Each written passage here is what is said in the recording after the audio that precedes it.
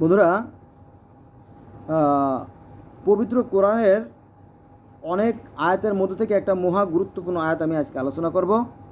আর তা হচ্ছে আমি, আল্লাহ বলতেছে, সৃষ্টিকর্তা বলতেছে, আমি তোমার প্রতি যা অবতীর্ণ করেছি। আল্লাহ পাক বলতেছে নবী মুহাম্মদ সাল্লাল্লাহু আলাইহি ওয়াসাল্লামকে যে আমি তোমার প্রতি যা অবতীর্ণ করেছি ওতে যদি সন্দেহান হও, অর্থাৎ কোরআনের প্রতি যদি তোমার কোনো সন্দেহ থেকে থাকে, তবে তুমি তোমার পূর্বের যে গ্রন্থ যারা পাঠ করে তাদের জিজ্ঞাসা করো, তোমার নিকট সত্যই এসেছে, তুমি কখনো সংশয়ীদের অন্তর্ভুক্ত হয়ে না।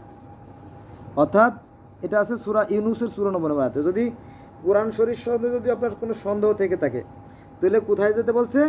এটাকে যাচাই করার জন্য এর পূর্ববর্তী কিতাব যারা পাঠ করে, যেমন খ্রিস্টানরা বাইবেল পাঠ করে, সেখানে যেতে হবে।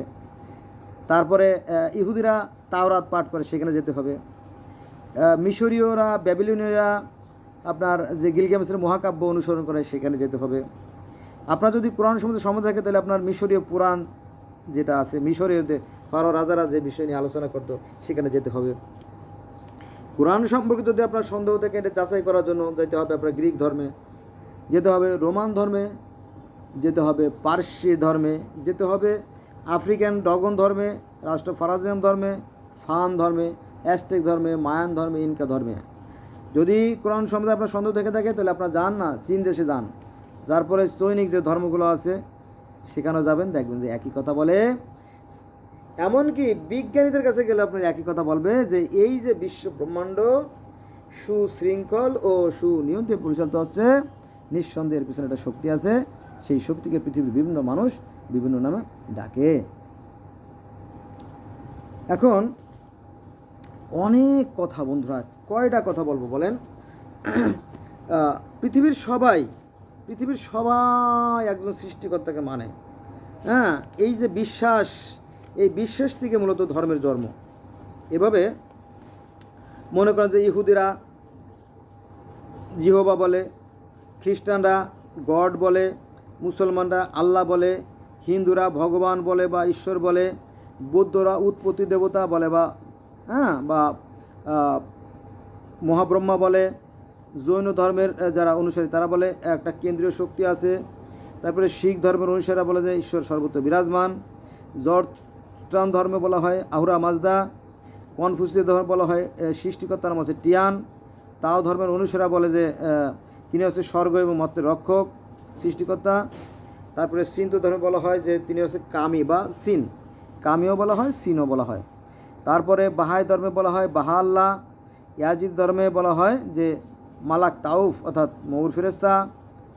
তারপরে আপনার যে আদি ধর্ম, ব্যাবিলনীয় ধর্ম, সুমেরিয়ান ধর্ম আছে, সেখানেও সৃষ্টিকর্তাকে বলা হয় আনু।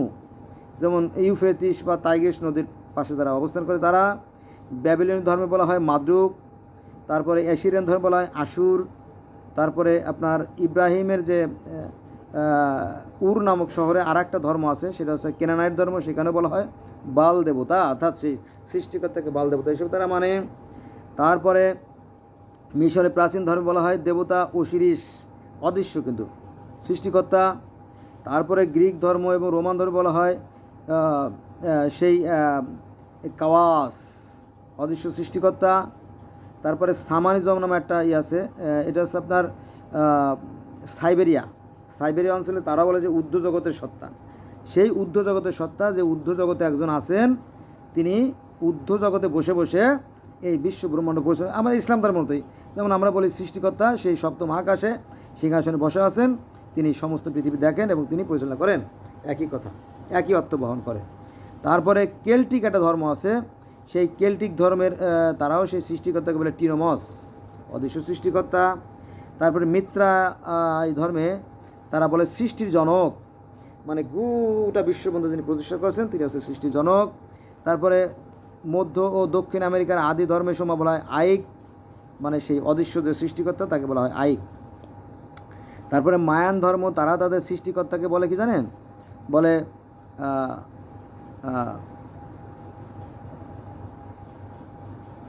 সৃষ্টির দেবতা। তারপরে অ্যাজটেক ধর্ম, তারা তাদের সেই সৃষ্টিকর্তাকে বলে আপনার হুইটজিল পোসলি। ইনকা ধর্মের অনুসারে তাদের সৃষ্টিকর্তাকে বলে ইন্তি। ইনকা ধর্মের অনুসারে তাদের সৃষ্টিকর্তাকে বলে ইন্তি। তারপরে ওশেনিয়ান ধর্মেও আছে, তারা বলে সেই অদৃশ্য আত্মা, পরমাত্মা, ভূত। তারপরে আফ্রিকার আদি ধর্মসমূহ ওসিরিস নামে একজন অদৃশ্য সৃষ্টিকর্তাকে মানে। জান্দি নামে একটা ধর্ম আছে আফ্রিকা, তারা তাদের সৃষ্টিকর্তাকে মৌরি হিসেবে মানে। ডগন একটা ধর্ম আছে আফ্রিকায়, তারা তাদের সেই সৃষ্টিকর্তাকে বলে আম্মান। তারপরে বন্ধুরা আপনার এই এত ধর্মের কথা বলা যায় না। আমেরিকাতে কিন্তু শত শত ধর্ম আছে, 300-400 ধর্ম বা 500 ধর্ম এগুলো ছিল, এখনও কিন্তু সনাতন ধর্ম টিকে আছে। তারপরে আফ্রিকাতেও কিন্তু অনেক ছোটো ছোটো ধর্ম টিকে আছে, যেমন আমাদের বাংলাদেশেও কিন্তু ওই যে আপনার খাগড়াছড়ি, বান্দরবন, হ্যাঁ, ওখানে কুকি, খুমি, মগ, টিপরা, আজন, সাঁওতালি, কিন্তু অনেক অনেক উপজাতি আছে। এদের এক এক ধরনের ধর্মবিশ্বাস এক এক রকমের, এটা হয়তো আমরা অনেকেই জানি না এরকম। তো আফ্রিকায় আরও অনেকগুলো ধর্ম আছে। আমি 12টা ধর্মের কথা বলবো। 1 নম্বরে আছে আপনার আকান ধর্ম, 2 নম্বরে আছে ডগন ধর্ম, 3 নম্বরে আছে ফন ধর্ম, 4 নম্বরে ইগ্রো ধর্ম, 5 নম্বরে আছে মিন্ডি ধর্ম, 6 নম্বরে ইয়োরোবা ধর্ম, 7 নম্বরে ডিনকা ধর্ম, 8 নম্বরে নুয়ের ধর্ম, 9 নম্বরে গান্ডা ধর্ম, 10 নম্বরে লবেডি ধর্ম, 11 নম্বরে সোনা ধর্ম, 12 নম্বরে জুলু ধর্ম, এরকম। ঠিক আছে, তো এত ধর্ম। আমার অন্য ভিডিও আছে, যদি আপনারা দেখতেন। তো আসলে এই সমস্ত ধর্মই বিশ্বাস থেকে সৃষ্টি। হ্যাঁ, আমরা এই প্রকৃতির সন্তান, আর এই প্রকৃতিকে যিনি পরিচালনা করেন তিনি হচ্ছে সৃষ্টিকর্তা। আমি মাঝে মাঝে যেটা বলি যে এই যে বিশ্ব ব্রহ্মাণ্ড সুশৃঙ্খল ও সুনিয়ন্ত্রিত পরিচালিত, নিঃসন্দেহের পিছনে শক্তি আছে। সেই শক্তি মানুষ বিভিন্ন নামে ডাকে, হ্যাঁ, কোনো সন্দেহ নাই। এখন এটিতে আপনার কি হবে? আপনার কি লাভ? আপনার কোনো লাভ নাই। আর সৃষ্টিকর্তা সম্বন্ধে আপনার চিন্তা করার কথা বলে নাই, তার সৃষ্টিকর্তার সৃষ্টি সম্পর্কে চিন্তা করতে বলছে। বোঝা গেছে? আর কি করতে হবে? সৎ কাজ। জান্নাতে যাওয়ার কন্ডিশন হচ্ছে 2টো, সৃষ্টিকর্তায় বিশ্বাস করে সৎ কাজ করা, আর অসৎ কাজ করলে কোশ্মিন কালেও পার পাওয়া যাবে না। এখন আপনি কোনটা করবেন এটা আপনার একান্ত অভিপ্রায়। ধন্যবাদ সবাইকে।